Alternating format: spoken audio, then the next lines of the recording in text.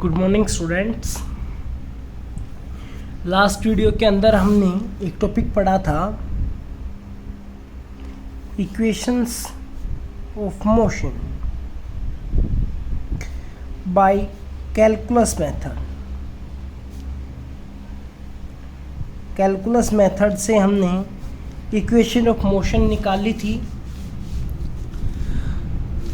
First equation हमारे पास थी v that is equals to u plus at, second s that is equals to ut plus half at square, और third equation आज हम निकालेंगे v square minus में u square that is equals to 2as।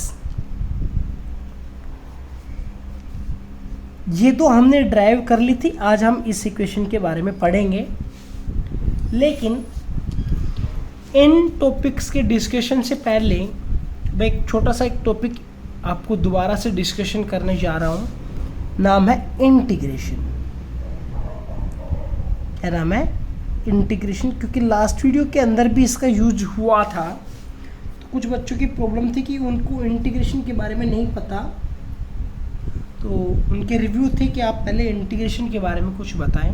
तो पहले मैं integration के बारे में बता रहा हूँ। एक आपने टर्म पढ़ी होगी velocity, that is rate of change of displacement.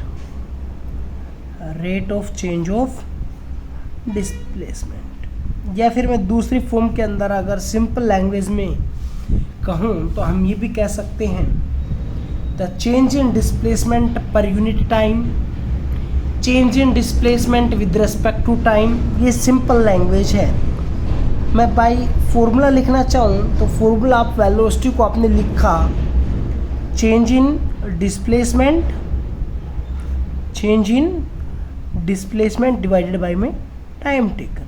ऐसा ही फॉर्मूला आपने लिखा होगा डेफिनेशन से वेलोसिटी का। सिंपल फॉर्म में लिखना चाहूँ v that is equals to change in velocity यानी कि final velocity, sorry change in displacement यानी कि x माइनस में x नोट। मैं इसके बारे में अभी बताऊंगा। ये जो मैंने पोजीशंस लिखी है, मैं एक एग्जांपल लिखकर आपको बता रहा हूँ। कोई एक रोड के ऊपर एक व्हीकल ड्राइव करता है, कहीं आगे से चलकर आ रहा है, तो उसको हम बोलते हैं at t that is equals to 0। यहाँ पर एक ऑब्जर्वर है, a नाम का एक ऑब्जर्वर खड़ा है, ठीक है। यहाँ पर उसने क्या किया, ऑब्जर्व किया, ये व्हीकल चलकर यहाँ पर आता है, तो उस टाइम के ऊपर टाइम होता है t1। यानी कि जैसे कि हम ये कह सकते हैं कि ये पीछे से कहीं से चलकर आ रहा है और सुबह 9 बजे यहाँ पर पहुँचा और 10 बजे यहाँ पर पहुँचा, बी पोजीशन के ऊपर पहुँचा, t2 टाइम। एग्जाम्पल आप कोई भी ले सकते हैं। तो यहाँ से आप क्या करेंगे, डिस्टेंस काउंट करना स्टार्ट करेंगे। तो ये वाली जो उसकी इनिशियली पहले ही जब आपने टाइम नोट करना स्टार्ट किया, तो यहाँ से यहाँ तक की डिस्टेंस में क्या लिख लेता हूँ, x नोट, और यहाँ से यहाँ तक की डिस्टेंस क्या लिख लेता हूँ, x। तो अब सोचना, मेरे को ये वाली डिस्टेंस चाहिए AB। मैं यहाँ से लेकर यहाँ तक, मैं इसको क्या लिख सकता हूँ, अगर मैं इस पॉइंट को O मान लूँ तो हम लिख सकते हैं OB माइनस OA। सिंपल सी बात है। और इसको मैं क्या लिख सकता हूँ, OB को यहाँ से यहाँ तक x माइनस x नोट। यही बात समझ में। इसका मतलब ये वाली क्या हो गई, एक डिस्टेंस में से एक डिस्टेंस को घटाओगे तो एक कोई ना कोई क्या बचेगी, डिस्टेंस ही तो बचेगी। लेकिन जो डिस्टेंस बचेगी, मैंने यहाँ पर एक वर्ड यूज किया dx। एक छोटे से पार्ट के लिए हम यूज करते हैं, स्मॉल क्वांटिटी के लिए dx, जो कि चेंज के बारे में बताता है। यानी कि दो पोजीशंस या फिर दो टर्म्स के बीच में जो आपके पास सेपरेशन गैप होता है, उनको डिनोट करता है dx से। अगर टाइम है तो dt लग जाएगा, पोजीशन है x के रेस्पेक्ट में लग जाएगा, वेलोसिटी है तो dv बन जाएगा। इसी तरह से वो आगे चलता जाएगा। अब देखिए, मैं इसी को एग्जाम्पल को लेता हूँ। तो यहाँ पर वेलोसिटी क्या हो गई, अगर मैं यहाँ से ए बी ये लिख दूँ ए बी, और ए से बी तक जाने के लिए जितना भी टाइम लगा है, टाइम कितना लगा 10, 9 यहाँ पर बज रहे थे, 10 यहाँ पर बज रहे थे, तो अब क्या करेंगे 10 माइनस में 9 यानी कि T2 माइनस में T1। और अभी मैंने बताया कि आप ए बी को क्या लिख सकते हो, x माइनस में x नोट भी लिख सकते हो और T2 माइनस में T1। और यहाँ पर आपने क्या लिख दिया भाई, इसको पोजीशन में चेंज हो रहा है, वेरिएशन है हो रहा है, डिफरेंस है, dx की फॉर्म में लिख दिया, टाइम में वेरिएशन है, dt की फॉर्म में लिख दिया। क्लियर? अब देखो यहाँ से एक फॉर्मूला बन गया v that is equals to dx by dt। तो ये dx ये स्मॉल चेंज है, स्मॉल वेरिएशन है, स्मॉल वेरिएशन, छोटा वेरिएशन है, ये स्मॉल ही है, टाइम में है, ये डिस्टेंस में है। जैसे कि हमारे पास ये एक रोड है और इसमें से एक छोटा सा पार्ट, तो इसको हम क्या लिखेंगे dx। हमें चाहिए टोटल यहाँ से लेकर यहाँ तक का पार्ट का चाहिए, तब हम क्या करते हैं, इस dx का इंटीग्रेशन कर देते हैं। क्या कर देते हैं? इंटीग्रेशन कर देते हैं।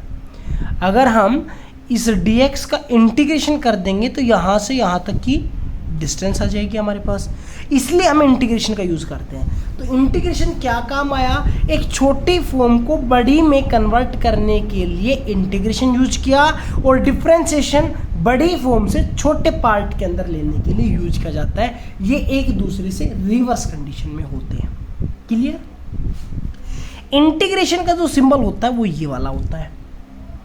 मैंने लास्ट वीडियो के अंदर लिमिट्स का भी यूज किया था, वो भी मैं बताऊंगा। जैसे कि मैंने सिंपल वेलोसिटी को लिखा that is equals to dx by dt। अब ये बात क्लियर हो गई है कि ये कहाँ से बना है। इसी तरह अगर मैं एक्सेलरेशन को लिखना चाहता हूँ तो वो क्या होता है, चेंज इन वेलोसिटी यानी कि dv और change in time dt। Clear? अब यहाँ से मैं इस dt को इधर भेजूंगा तो क्या होगा, a into d t that is equals to d v. अब इधर भी टाइम छोटा है, इधर भी छोटा है, लेकिन हमें चाहिए कंप्लीट में, तो हम क्या कर देते हैं, दोनों साइड इंटीग्रेशन कर देते हैं, कोई फर्क नहीं पड़ेगा, इंटीग्रेटिंग बोथ साइड। क्लियर? और यहाँ पर देखो ये जो इंटीग्रेशन होगा ये इस वाले टर्म का होगा, ये कैसी है, छोटी टर्म है, तो इसका इंटीग्रेशन जब यहाँ से इंटीग्रेशन करेंगे आप तो ये वाला जो टर्म है ये dt हट जाएगा और ये इंटीग्रेशन का सिंबल भी हट जाएगा, इधर dv हट जाएगा, इंटीग्रेशन का सिंबल। अब इंटीग्रेशन करते कैसे हैं वो और देख लीजिए। सिंपल आपके पास dx है, इस dx को मैं ये लिख सकता हूँ x raise to power 0 into dx, general बात है, लिख सकते हैं। इंटीग्रेशन में क्या होता है, एक पावर ऐड हो जाती है जब आप इंटीग्रेशन करते हैं। मैं यहाँ पर अगले स्टेप में इंटीग्रेशन करूँगा तो इसका सिंबल हटेगा, तो एक पावर ऐड हो गई, ऐड होने के बाद क्या बन गई 0 + 1 नीचे। अब डिफ्रेंशिएशन में तो मल्टीप्लाई में चली जाती थी वो जो पहले टर्म होती थी वो, तो यहाँ पर क्या होगा, जो टर्म नहीं बनी है पावर में वो आ जाएगी डिवाइड में। तो क्या बन गया, x की पावर 1/1 मीन्स x।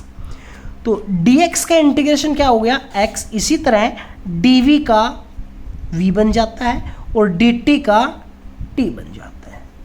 क्लियर? अब यहाँ पर मैंने एक लिमिट का यूज किया था वो और बता रहा हूँ। यहाँ से चला t that is equals to 0, t1, t2 कोई भी ले लिया मैंने, यहाँ से यहाँ तक के लिए वेरिएशन देखना चाह रहे हैं, तो फाइनल कहाँ पर है, t2 कहाँ पर से देखना चाह रहे हैं 1, तो इसकी लिमिट क्या लग जाएगी 1 से लेकर 2 तक। इसी तरह मैंने उस इक्वेशन में यूज किया 0 से t, वेलोसिटी इनिशियल वेलोसिटी से फाइनल वेलोसिटी। जब यहाँ पर लिमिट बन जाती है जैसे कि dx और यहाँ पर मैंने लिखा था x that is x note से x, इसका इंटीग्रेशन किया तो अभी आपने कर लिया dx का इंटीग्रेशन, तो क्या होता है x और यहाँ पर लिमिट और लगा दी थी मैंने x नोट से x। एक बार तो x की जगह पर ये ऊपर वाली लिमिट पुट करनी है इस अंदर की जगह पर, तो क्या बन गया x माइनस फिर ये नीचे वाली जो लिमिट है ये वाली पुट करनी है इसकी जगह पर x नोट, तो ये हो गया upper limit minus lower limit और दैट इज इक्वल्स टू हम डिनोट करते हैं s से। क्लियर? तो आपको सेकंड इक्वेशन भी समझ में आ गई होगी इंटीग्रेशन की। अब मैं थर्ड इक्वेशन ऑफ मोशन के बारे में बताना चाह रहा हूँ। थर्ड इक्वेशन नोट्स बनाने के लिए ये आपके पास पेज है, आप एक बार देख लेंगे तो यहाँ से आप नोट्स बना लेंगे, मैं एक बार आपको बता देता हूँ। क्लियर? तो ये थर्ड इक्वेशन ड्राइव करने के लिए आप नोट्स यहाँ से बना सकते हैं। अब देखिए कैसे, सिंपल सी बात है, एक्सेलरेशन बाय फॉर्मूला क्या होता है, dv बाई dt। इसमें एक थोड़ा सा स्टेप एक्स्ट्रा है, लेकिन धीरे धीरे समझ जाएंगे आप। अब देखिए इक्वेशन होती है वी स्क्वायर माइनस में u square that is equals to 2as। Distance चाहिए लेकिन डिस्टेंस तो आई नहीं, तो हम क्या करते हैं, dx से मल्टीप्लाई और dx से डिवाइड करेंगे। कोई फर्क पड़ेगा? नहीं पड़ेगा। मैं यहाँ से ये लिख लूँ a that is equals to dv, और ये वाला dx तो मैं इधर ले जाता हूँ dx, और ये बन गया इंटू dx बाई dt। इस dt को मैंने इधर ले आया, लेकिन dx बाई dt क्या होता है, वेलोसिटी। तो क्या बन गया, dv by dx into v, ये बनेगा।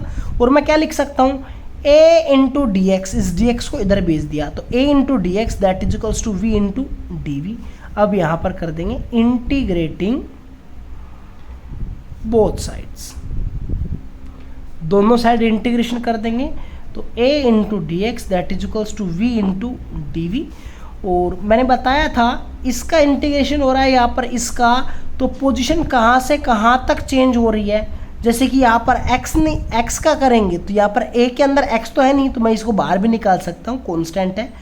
तो dx का इंटीग्रेशन करेंगे तो लिमिट क्या होगी, x नोट से x होती है, और v इसका करेंगे तो होती है इनिशियल वेलोसिटी से फाइनल वेलोसिटी। तो देख लीजिए क्या होगा, a कांस्टेंट था एज इट इज़, dx का इंटीग्रेशन अभी मैंने बताया क्या होगा, x होगा, लिमिट लगा देंगे x नोट से x, और इधर अब ये वाला स्टेप समझने का है v का, यहाँ पर है v इंटू डी वी। अब देखिए एक पावर ऐड, वन तो ऑलरेडी है, वन ऐड, और नीचे ये दोनों पावर बनकर, तो क्या बन गया, वी स्क्वायर बाई 2। तो इसी तरह है, मैं यहाँ पर यूज़ कर रहा हूँ वी स्क्वायर बाई 2, और यहाँ पर limit u to v। Clear? तो यहाँ पर अपर लिमिट पुट कर लेते हैं, a x माइनस में x naught that is equals to 1/2 bar, upper limit v का स्क्वायर माइनस में लोअर लिमिट u का स्क्वायर। इसको क्या लिख सकता हूँ, s, और इस 2 को इधर भेज देता हूँ, 2as that is equals to v square minus में u स्क्वायर। यही था हमारे पास third equation of motion. Thank you.